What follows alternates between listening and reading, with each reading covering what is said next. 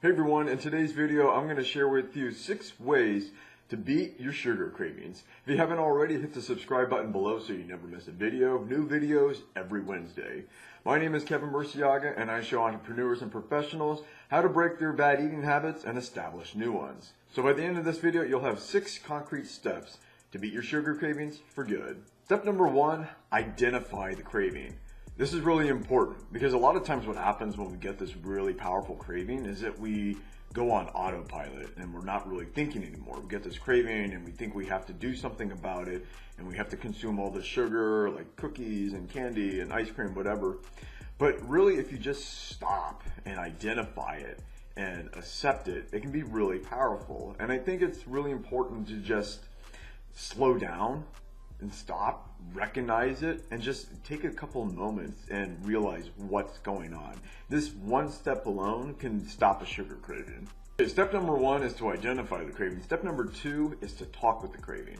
Now I know that sounds kind of weird, but here's what I mean. When you get the craving, you need to start engaging with it. You need to start to ask yourself, what does it want? Why do I have it? How can I get rid of it? What are my options? When is the last time I had this craving? Where is this craving coming from? What are my available options? You can satisfy it with sugar, but that's never the right option. What are your other options? If I give it sugar, can I get rid of the craving? That's what I mean when I say talk with the craving. Okay, start to engage with it. Don't just accept it. The easiest thing to do is just get the craving, get some sugar, get rid of the craving, and then sabotage your health once again, okay? And then that just starts the cycle over and over. So that's not the best way to do it. I cannot emphasize this enough, but you really need to just slow down and take a moment, identify that craving, start to engage with it. Even if you just did that, you would probably stop a lot of your sugar cravings. Step number 3, this is kind of related to step number 2, but ask yourself, why do I have this craving? Where does it come from? How long have I had these cravings? Why do I crave sugar so much? What kind of feelings do I get when I consume a lot of sugar? What feelings do I get when I don't consume a lot of sugar?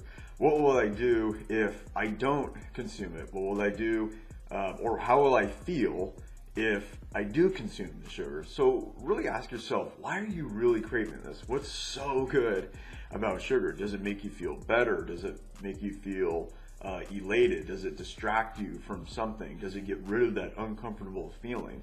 Really start to analyze this. That's kind of the whole point of today's video, is awareness. Really start to analyze these feelings and start to analyze what your options are. And I think if you do that, you're going to beat your sugar cravings way faster than you thought.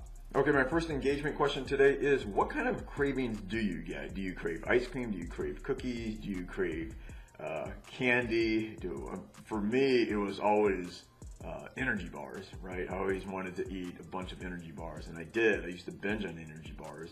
Ice cream was like a close second. I also loved Sonic milkshakes, but I want to know what your sugar cravings are and how you satisfy your sugar cravings. Okay, step number 4 is ask yourself, what will you gain and what will you lose if you satisfy the sugar craving with sugar? So here's what I mean. I mentioned in a previous video that you need to list the pros and the cons of binge eating. So if you don't do it, what are the pros, what are the cons? If you do it, what are the pros, what are the cons? So if you get a sugar craving and you satisfy it with a bunch of sugar, what are the pros, what are the cons? Well, the pros are pretty obvious, right?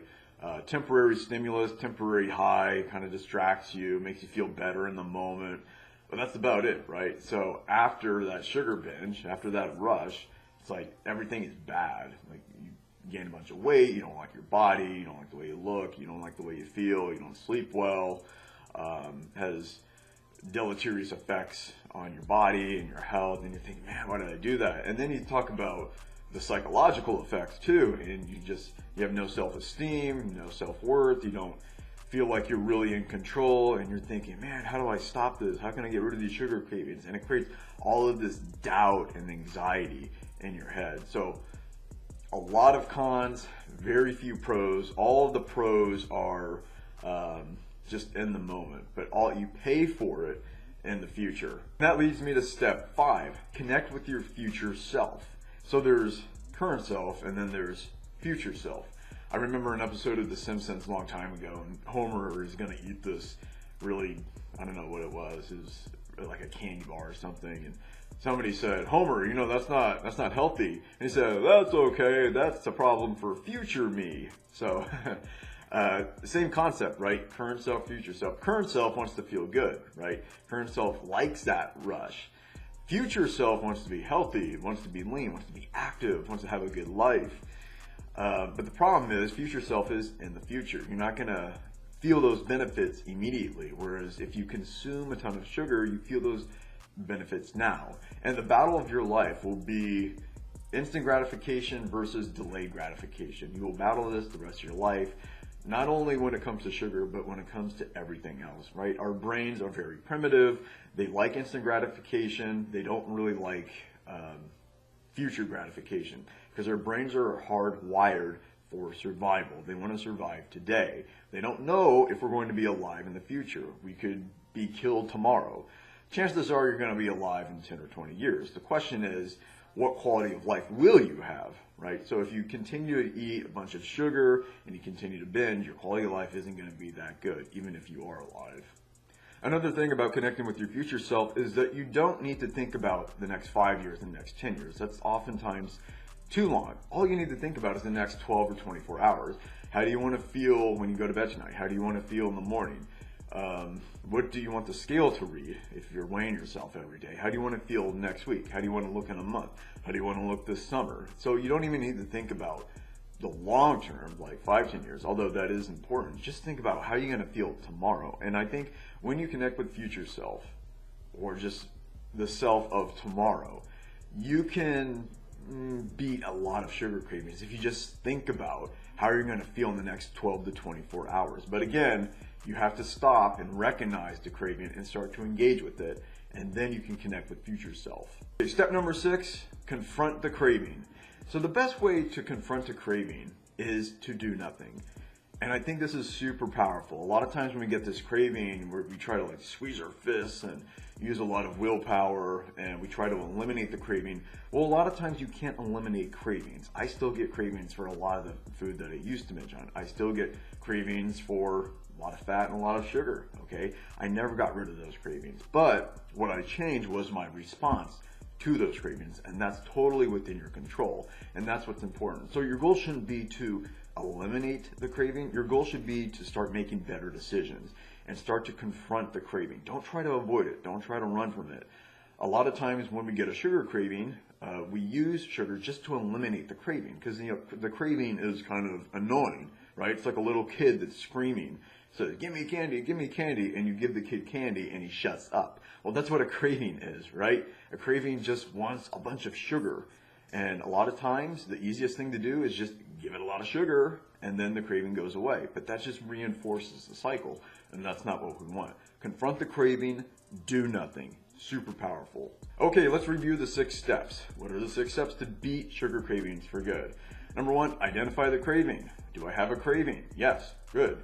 Number 2, talk with the craving, engage with it. What does it want? What are my options here? Number 3, why do I have this craving? Where does it come from? Why do I want this sugar?